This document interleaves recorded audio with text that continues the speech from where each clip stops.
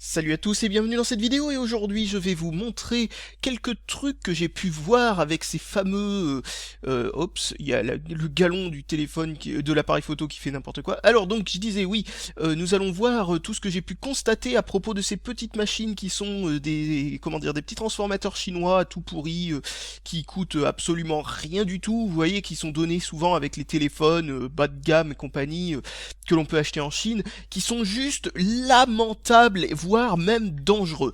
Alors, l'un des gros problèmes, c'est la solidité du plastique. J'en ai fait tomber un, je sais pas ce que j'en ai foutu, je crois que je peux vous le retrouver d'ailleurs, donc je vais vous le montrer un peu plus tard, qui s'est ouvert en deux, tombé de 1 mètre, seulement 1 mètre, ouvert en deux, quoi.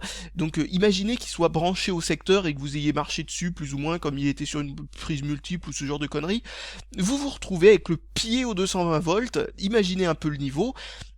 Bon bref, encore l'autre truc, un truc que je vous ai déjà dit par contre, c'est que ces trucs-là, une fois branchés pendant un certain nombre de temps, et c'est pas forcément long, hein, seulement 20 minutes par exemple, se mettent à sentir une odeur de cramé, mais vraiment une odeur inquiétante, hein, vraiment une odeur bien dégueulasse.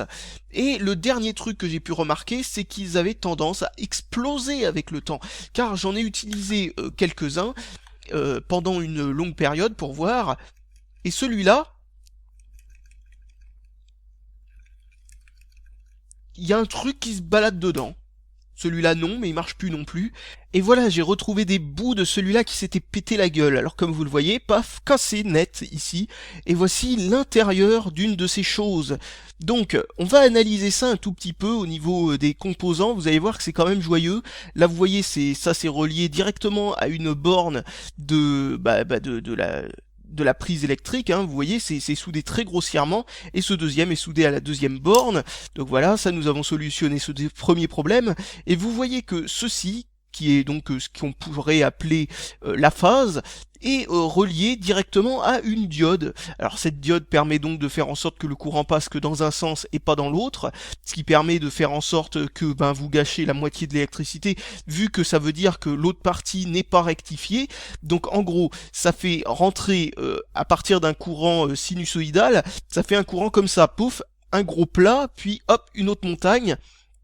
Donc voilà, ça vous permet donc d'avoir la moitié de l'électricité qui est en gros obtenue, ce qui permet en gros de commencer à la rectifier. Donc ensuite nous avons ce condensateur, un tout petit condensateur comme vous voyez, 400 volts, 2,2 microfarad, c'est vraiment que dalle, qui en gros emmagasine l'électricité quand il est dans la phase haute, et quand il n'y a rien, restitue cette électricité. Donc il a beaucoup de boulot à faire, le pauvre, 2,2 microfarad pour obtenir un courant plat, quoi, c'est-à-dire genre 5 volts en sortie continue. C'est vraiment trop peu. C'est même complètement ridicule, quoi. Je sais pas trop comment ils arrivent à faire ça, mais bon, tant mieux pour eux. Donc voilà, on va dire qu'ils ont réussi à faire ça avec seulement 2,2 microfarad, ce qui veut dire qu'en gros, le nombre d'ampères qui est sorti à l'autre bout est tout pourri, et surtout, le courant, au lieu de ressembler, vous savez, à une sorte de ligne droite à 5 volts, en gros, il doit ressembler à un truc comme ça, vous voyez, ça c'est le courant à l'origine, vous voyez, hop, un trou, hop, comme ça. Donc en gros, ça doit plutôt ressembler à un truc comme ça, vous voyez, attends, je vais essayer de vous le faire en plus petit pour que ça loge dans la caméra, ça doit faire un truc comme ça, vous voyez, hop, puis ensuite descente en pente douce comme ça, puis ensuite hop ça remonte, et hop une autre descente en pente douce. Ça doit être très moche, ça doit pas du tout être du continu ce qui sort de là-dedans. Ensuite, nous avons plein de petites résistances et tout ça. Bon, ça c'est tout le système qui permet de faire démarrer ce type de transformateur, c'est-à-dire en gros, vous avez toute une résistance de démarrage et tout ça. Enfin bon, c'est assez compliqué à expliquer. Et là, vous voyez que c'est séparé en deux, ça c'est la partie qui fonctionne en 220 volts. Alors surtout, bon là vous aurez pas beaucoup de risques vu que c'est 2,2 microfarad, mais attention, quand vous ouvrez ce genre de trucs, surtout ne les ouvrez pas à la légère, quoi. Si vous avez pas mal au bide au moment où vous ouvrez une alim de PC ou ce genre de truc, c'est que certainement vous faites quelque chose pas comme il faut, parce que normalement, il faut être anxieux au moment où vous ouvrez ce genre de truc. car il peut toujours y avoir un courant mortel à l'intérieur de ces trucs. Il faut savoir aussi que l'équivalent en volts qu'il y a à l'entrée du transformateur n'est pas vraiment du 220 volts, ça peut monter très très haut de la façon que c'est foutu, parce que habituellement, enfin bon, je vais pas vous expliquer exactement comment fonctionne ce type d'alimentation, mais en gros, le courant est complètement trituré avant de rentrer dans le transformateur, enfin c'est tout un bordel, même si celui-là m'a l'air d'être hyper simpliste, vraiment hyper simpliste. J'arrive pas à voir notamment où peut être tout ce qui est... non, bon, là il y a un condensateur de merde. Enfin bon, bref. Pop, pop, pop, pop, pop. Donc vous voyez que c'est vraiment très très simpliste là-dedans.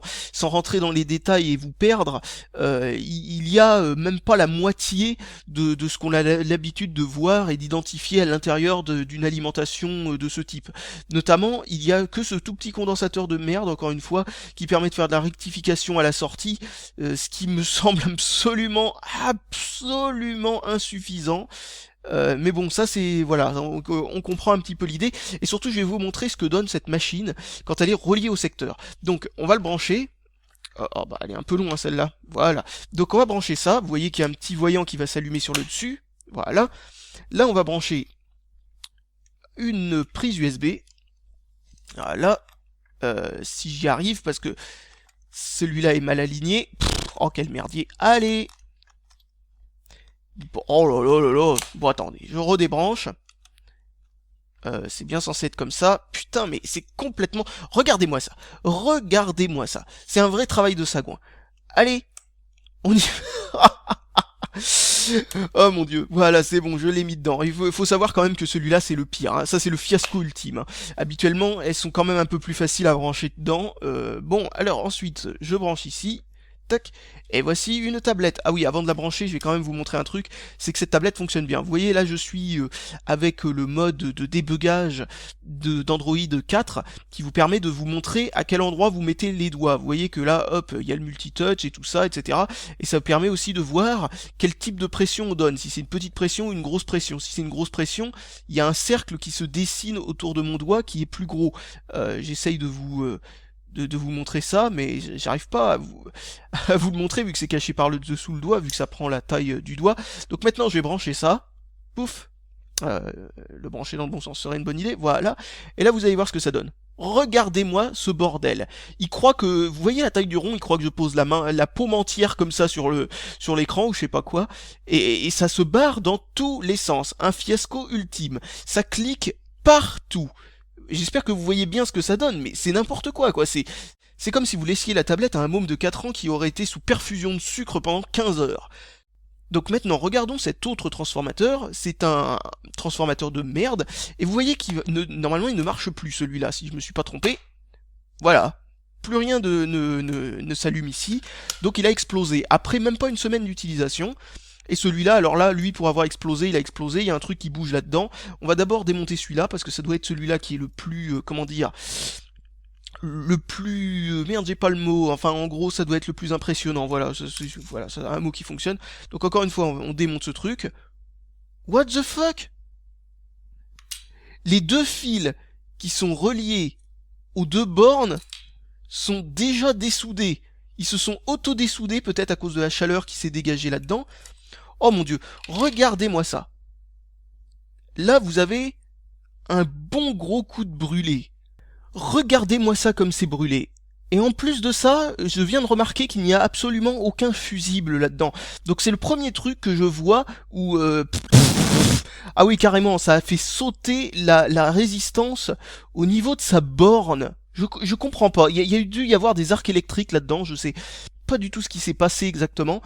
C'est n'importe quoi. Et donc, comme je disais, aucun fusible. Où sont les fusibles? S'il vous plaît, je veux savoir où sont les fusibles dans cette chose. Parce que, sans déconner, c'est la première fois que je vois une alimentation où ce sont les fils qui le relient à la prise électrique qui servent de fusible. C'est quand même un truc de dingue. Parce que c'est ça qui a l'air d'avoir sauté. Oh là là là là. Et pourquoi cette résistance est morte? Est-ce que c'est la résistance qui a lâché? Ouais, possible. Il y a la possibilité que ce soit la résistance. Même si j'ai l'impression que c'est encore plus cramé au niveau des bornes en eux-mêmes. Donc peut-être que les deux, que la phase s'est reliée directement avec le neutre. et a fait sauter le bordel avant que ça fasse sauter le compteur. D'ailleurs, je viens de penser à ça. Faut dire que moi je tourne encore sur des vieux fusibles, donc c'est pas hyper comment dire réactif. Ensuite nous avons là un condensateur, je veux dire, qui a l'air d'être un tout petit peu plus gros. Là nous avons un transformateur par contre, là pour le coup, qui m'a l'air d'être un peu plus gros lui avec. J'ai pas l'impression que ce soit lui qui est lâché d'ailleurs en parlant de ça. Il n'y a pas de traces de chaud de son côté. Enfin, je sais pas trop. Faudrait que j'essaye de le faire fonctionner pour voir ce que ça donne, en remplaçant cette résistance, bien entendu. Et est-ce que... Là, en tout cas, il y a plein de diodes. Je comprends pas très bien le problème avec cette machine. Elle a l'air d'être mieux fait que l'autre. Mais celle-là, quand même, sans déconner, je suis désolé, mais elle a encore plus de problèmes, quoi. C'est-à-dire que le truc tout pourri, là, que je vous ai montré avant, là, qui est microscopique, d'ailleurs, je vais vous le mettre dans le même sens que vous voyez un petit peu les similitudes. Vous voyez le condensateur au même endroit et tout ça. Enfin, c'est le même genre de circuit, quoi. Sauf que de ce côté-là, c'est fait avec beaucoup plus de composants, etc. Ça a l'air d'être plus étalé. Un transformateur qui a l'air d'être un peu plus gros, non, qui est plus gros même, plutôt beaucoup plus gros d'ailleurs. Et le tout a l'air d'être encore plus fragile, donc je comprends pas très bien. Ouais. Ah oui, ça m'a l'air d'être beaucoup plus solidement fait, parce que là, ils ont utilisé une sorte de... c'est une diode qu'ils ont foutu ici, ou c'est... Parce que là, ils ont mis diode... Non, ça c'est... Attends. Hop, je vois pas très bien ce qu'ils ont marqué sur le circuit. En tout cas, ça m'a l'air d'être un MOSFET. Parce que bon, ça peut être aussi des diodes hein, dans ce format-là. Vous voyez cette espèce de gros truc noir là ici, qui est assez long, là, qui ressemble à une sorte de gros monolithe noir. Waouh, je vais y arriver. Et bien cette espèce de truc là, normalement, c'est ou un MOSFET ou une grosse diode, mais ça m'aurait étonné qu'ils utilisent des diodes d'aussi grande qualité. Donc non, c'est un MOSFET. Et là, ils ont foutu une autre. Bon, là, ça m'a l'air d'être mieux fait hein, quand même. De ce côté-là, il y a des petites diodes à la con. Là, ils ont foutu une grosse diode de ouf. Donc non, ça m'a l'air d'être quand même beaucoup mieux tout ça. Beaucoup mieux tout ça. La rectification doit être bien meilleure. Bizarrement, dans la pratique, c'est encore pire, parce que si vous branchez cette espèce de truc à l'autre machine, c'est aussi hérétique que ce que ça donnait l'autre fois, ça donnait autant n'importe quoi, mais bizarrement, celle-là grille beaucoup plus facilement. Essayons maintenant de ce côté-là, voir ce qui s'est passé ici. Parce que celle-là aussi ne donne aucun signe de vie, mais il n'y a rien qui a l'air de se déplacer dedans. Mais ce qui se déplaçait visiblement, c'était juste les fils. Donc c'était pas grand-chose. Ah, là les fils sont toujours soudés. Voyons voir ce qu'a lâché ce coup-ci. Voilà. Ok. La résistance aussi a l'air d'avoir eu chaud, vu que je vois que la résistance a des petits points. Vous voyez, elle a des petits points où la peinture s'est barrée ici, là. Je sais pas si vous voyez bien de quoi je parle, mais on le voit peut-être. Ensuite, le reste a l'air d'être identique. Je sais toujours pas pourquoi ce truc-là est là au lieu d'être là. Peut-être que c'est la chaleur qui le fait glisser, je ne sais pas. Parce que logiquement ça devrait être là. Enfin, je pense, hein, sinon je vois pas très bien l'intérêt. Hop. Donc au niveau des composants, il y a l'air de rien avoir de grillé ici. De l'autre côté, on voit des rayures. On sait pas pourquoi, ça a été rayé. Ouais, bon, pourquoi pas. Je parierais pour que cette résistance ait elle aussi encore une fois pété. Donc bon, ce genre de truc qui dure à peu près 2 semaines, c'est quand même un truc de taré quand même. Vous vous rendez compte un peu de la solidité du truc. Je pourrais m'amuser à arracher les deux fils si je voulais. Ouais, ça serait peut-être plus pratique pour passer le multimètre. Bon, je vais chercher mon multimètre et je reviens. Alors, voici un multimètre. Mettons-nous en position home. Voilà, je pense pas que ce soit une grosse résistance à cet endroit-là, ou alors, je sais pas. Donc, on est parti pour tester cette résistance, pour voir ce qu'elle donne. Donc, je parierais pour une résistance infinie, vu que ça donne aucun signe de vie, que ça fait pas sauter le compteur. Ça se trouve, c'est cette résistance. Bon, je vais vraiment être obligé d'enlever ces câbles, pour des raisons de... Ouais, ça veut pas partir par là, donc on va essayer de ce côté. Je sais pas comment ça a fait pour faire exploser les fils de l'autre côté, parce qu'ils ont l'air pour une fois d'être bien soudés. Donc on va utiliser le multimètre de l'autre côté, aux endroits où sont soudés cette résistance. Donc ok, je n'ai rien du tout, je vais monter. Toujours une résistance infinie. Toujours rien. Toujours rien.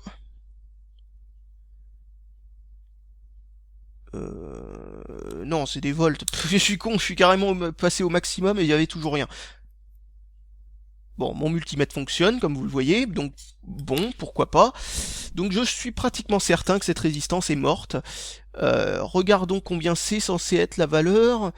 Oh, ça doit être une résistance très très faible, vu que je vois qu'il y a un ruban doré, il me semble, je vois pas très bien la couleur, ouais c'est ça.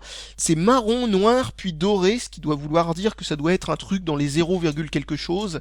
Et on se retrouve avec une résistance qui est juste complètement infinie, a priori. Excusez pour le coup dans la caméra, mais en tout cas, non, mais la résistance est morte, quoi. Donc, ils ont fait péter une résistance, visiblement la faiblesse de système, c'est cette résistance. Je ne sais pas trop ce qui lance cette résistance, c'est ce qui lui tire autant de courant qu'elle va se... Est-ce que c'est eux qui ont pris une résistance trop faible? Enfin, je veux dire, trop fragile, quoi, pas au niveau de la quantité, pas par rapport à la valeur de la résistance, mais par rapport à sa solidité, quoi, s'ils auraient pu prendre un modèle un peu plus gros qui ait la même valeur, ou si c'est tout simplement que c'est n'importe quoi et il y a un autre truc à griller à l'intérieur, qui fait que ça s'est foutu plus ou moins en court-circuit ou en je ne sais quoi. Donc franchement, j'en sais rien. En tout cas, ce transformateur est vraiment laid. Mais vraiment, vraiment trop pourri. Donc voilà, alors faut pas jouer avec ces trucs-là, faut pas essayer de les réparer si c'est pas important. Ça c'est ce genre de truc, c'est tellement merdique, réparer ça, ça serait stupide. Ça peut faire quelques composants, comme vous voyez, des diodes sympatoches, qui m'ont pas l'air d'être des diodes de si mauvaise qualité, même si bon, vu que c'est des trucs pas chers, ça doit vraiment être des trucs pas chers du tout aussi qu'ils ont utilisés. What the fuck, ce sont des composants de ces Chongix, je sais pas, je connais même pas, je connais pas cette marque de condensateur et pourtant j'ai l'habitude de regarder des machines avec des condensateurs de très basse qualité dedans, mais là franchement, Chongix, what the fuck, qu'est-ce que c'est que ces condensateurs? Parce que je connais des condensateurs de ces Chang, mais Chong, je connais pas, c'est de la contrefaçon de condensateurs de merde, donc imaginez le niveau.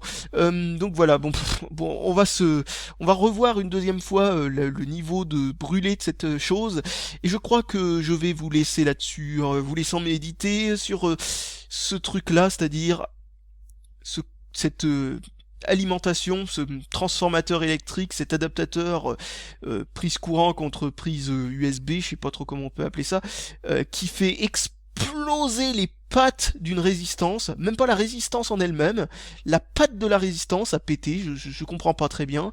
Enfin bon bref voilà, c'est n'importe quoi et c'est presque dangereux parce que là franchement on était arrivé à un niveau à mon avis où ça aurait pu faire sauter les plombs, ou peut-être plus que ça encore. Allez, salut à tous et à la prochaine. Et dites, j'aimerais comprendre où est passé le câble à l'intérieur de cette gaine. Il n'y a absolument plus rien.